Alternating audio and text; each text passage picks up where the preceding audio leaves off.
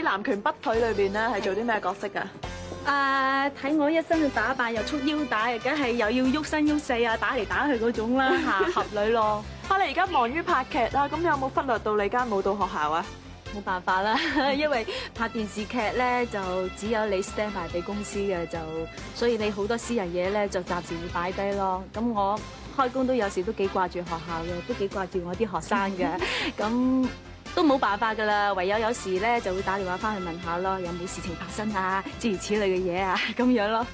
我好中意跳舞㗎，你可唔可以教翻我兩度咁樣？其實跳舞我覺得好似拍戲咁樣咯，點解咧？因為拍戲咧，好似你講對白咧，你死記對白咧講出嚟咧都係冇感情嘅。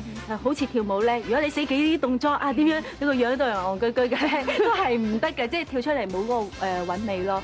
所以我好多時候同啲學生講，你跳舞咧，你如果做仙女你就扮，即係諗住自己係仙女，你先可以投入嘅。所以我會攞呢種方式去引導佢哋咯，就唔好死記動作。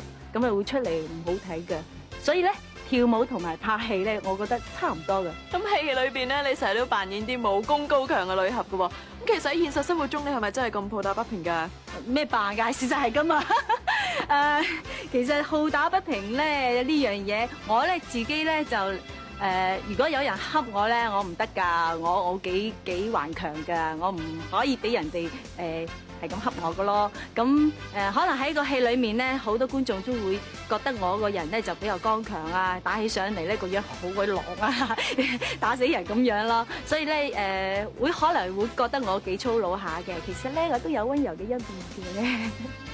咁你有冇諗過真係唔做俠女啦，做下第二啲角色咁樣咧？其實想改好耐㗎啦，即係我都唔希望話出戲咧都係要打咁樣啦。但係冇計，因為咧無論片商啦、導演咧，個個都話：李焯鳳你唔打唔得，嘥咗打咁樣，咁咪又要打咯。咁但係咧，我而家咧就阿 Q 精神就係話拍動作片之餘咧，希望喺個動作裡面突破咯。咁啊希望，所以咧今次拍無線呢一套戲咧，就除咗一展身手之外咧，就希望喺文戲方面咧多啲磨練啦。咁啊希望俾觀眾有另外一個新嘅感覺咯。